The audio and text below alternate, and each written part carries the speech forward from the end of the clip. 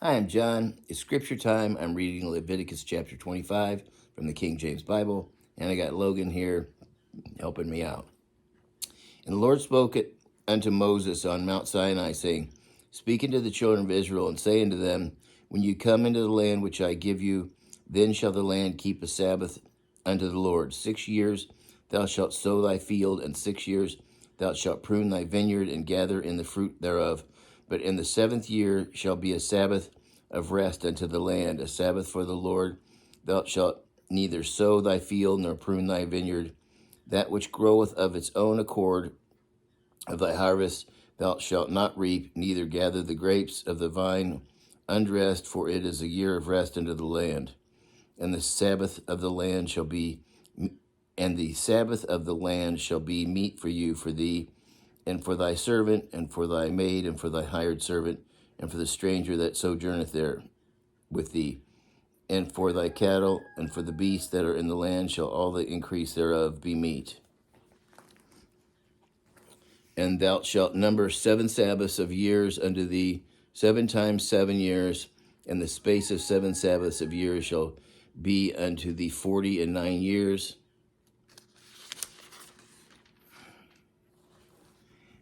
Then shalt thou cause the trumpet of the Jubilee to sound on the 10th day of the 7th month. In the day of atonement shall ye make the trumpet sound throughout all your land. And ye shall hallow the 50th year, and proclaim liberty throughout all the land and to all the inhabitants thereof. It shall be a jubilee unto you, and ye shall return every man unto his possession, and ye shall return every man unto his family. A jubilee shall that 50th year be unto you. Ye shall not sow, neither reap that which groweth of itself in it, nor gather the grapes in thy vine undressed. For it is the jubilee, it shall be holy unto you. You shall eat of the increase thereof out of the field. In the year of this jubilee ye shall return every man unto his possession. And if thou sell aught unto thy neighbor, or buyest aught of thy neighbor's land, ye shall not oppress one another. According to the number of years after the jubilee thou shalt buy of thy neighbor, and according unto the number of years of the fruits he shall sell unto thee. According to the multitude of years thou shalt increase the price thereof, and according to the fewest of years thou shalt diminish the price of. For according to the number of years of the first of the fruits doth he sell it unto thee. So what he's saying here is, if you buy somebody's property, all you're doing is you're buying the produce off that property, because in the Jubilee year you have to give the property back to the original owner. So if, say, that's you're buying somebody's property and there's only 8 years remaining until the Jubilee, then the price of the property is going to be a lot lower, because you're only buying the produce off the property for 8 years. But if it's the Jubilee happened last year, then the maximum price would be what you'd pay, because you're getting 48 or 49 years of produce off of that land. And that's what he's talking about, how the price is going to go up or down based on what part of the Jubilee cycle it is.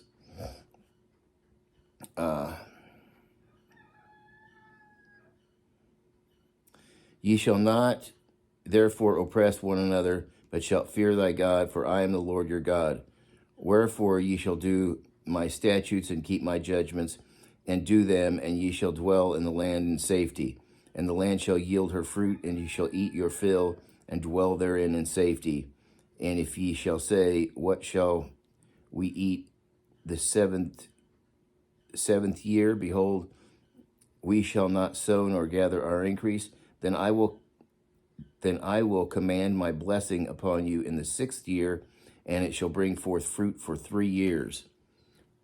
And ye shall sow the 8th year, and eat yet of the old fruit until the 9th year, until her fruits come in, ye shall eat of the old store. The land shall not be sold forever, For the land is mine, for ye are strangers and sojourners with me, and in all the land of your possession ye shall grant redemption for the land. So the seven-year Sabbath cycle of the land is you work the land for 6 years, and then you don't do anything on the seventh year, and you don't reap any harvest or anything like that. The land is to lay fallow, to recover, and that practice is actually done now in modern day because you can actually overwork the land and take all the nutrients out of it. So anyway, the 6th year, God is going to have a buffer crop for everything so that you won't need any for the next 2 years. So you're going to get a blessing for the 6th year, so it'll bring forth fruit for 3 years. So you're going to get 3 years worth on the 6th year, so you get one for that 6th year, you'll get one for the 7th year, and the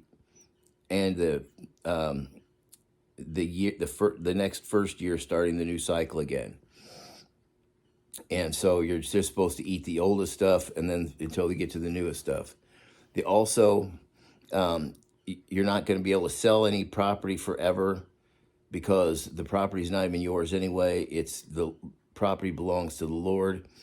And so the property that you're allotted, that property is going to be yours throughout your generations. You can't sell it.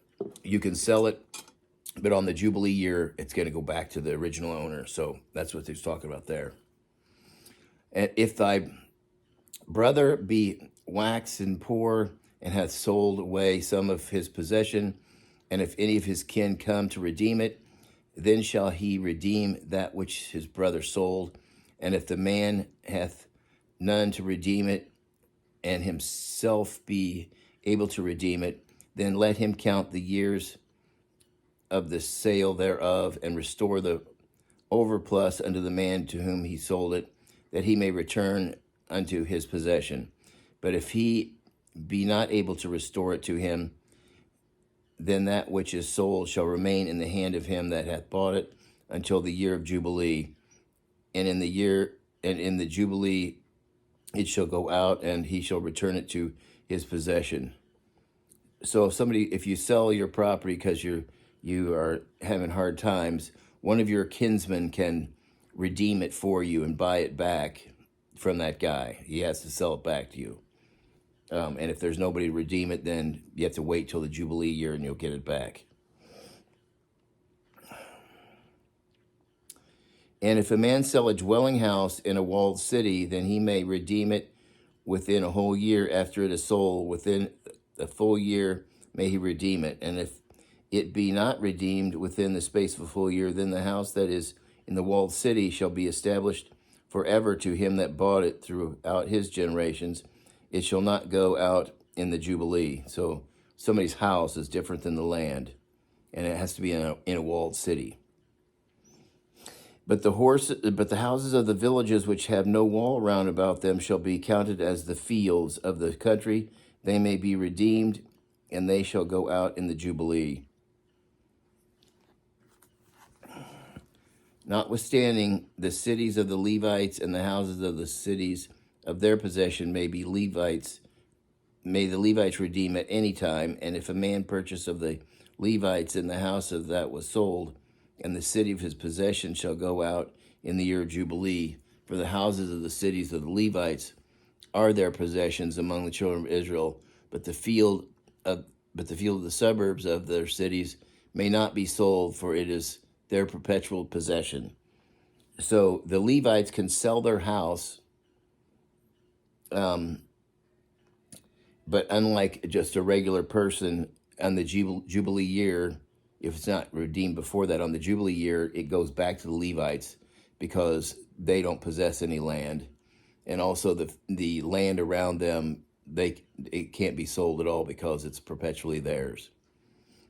And if thy brother be waxen poor and fallen in decay with thee, then thou shalt relieve him, Yea, though he be a stranger or a sojourner, that he may live with thee, take thou no usury of him or increase, but fear thy God, that thy brother may live with thee. So if you can't exact interest on a fellow Israelite when you lend him money. I am the Lord your God, which brought you forth out of the land of Egypt to give you the land of Canaan, and to be your God. And if thy brother that dwelleth with thee be waxen poor, and be sold unto thee, thou shalt not compel him to serve as a bondservant, but as a hired servant, and as a sojourner he shall be with thee, and shall serve thee unto the year of Jubilee. And then shall he depart from thee, both he and his children with him, and shall return unto his own family, and unto the possession of his father shall he return. For they are my servants, which I brought forth out of the land of Egypt. They shall not be sold as bondmen. Thou shalt not rule over him with rigor, but shalt fear thy God. Both thy bondsmen and thy bondmaids, which thou shalt have, shall be of the heathen that are round about you. Of them shall ye buy bondmen or bondmaids. Moreover, of the children of strangers that sojourn among you, of them shall ye buy, and of their families that are with you, which they begat in your land, and they shall be your possession. And ye shall take them as an inheritance for your children after you, to inherit them for a possession. They shall be your bondmen forever, but over your brethren, the children of Israel, ye shall not rule one over another with rigor.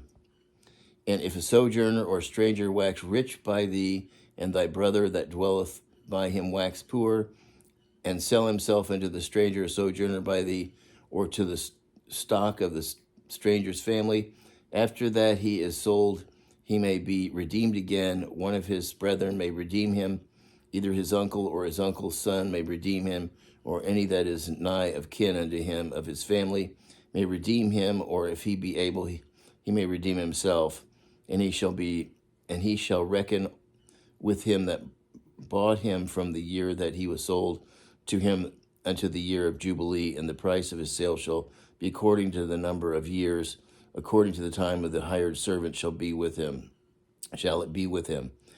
If there be yet many years behind, according to them, he shall give again the price of his redemption out of the money that he was bought for. And if there remain but few years until the year of Jubilee, then he shall count with him, and according unto his years shall he give him again the price of his redemption. And as a yearly hired servant, he shall be with him, and the other shall not rule with vigor over him in thy sight.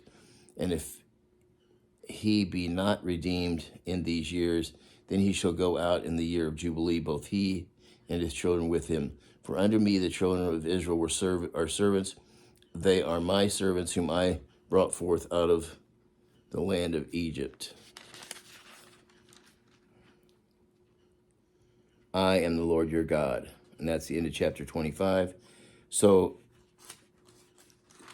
once again, if a stranger that sojourns with you becomes wealthy, so he's not an Israelite, but he lives with the Israelites in their land, and he becomes wealthy, he can actually, and somebody's poor, they can sell themselves as a bondservant to that guy, but they can be redeemed anytime by a kinsman, or he can redeem himself if he gets enough money, and he will always be released on the Jubilee. So a stranger couldn't have any Israelite for more than 50 years. So it's the same as that other case. Until next time, God bless.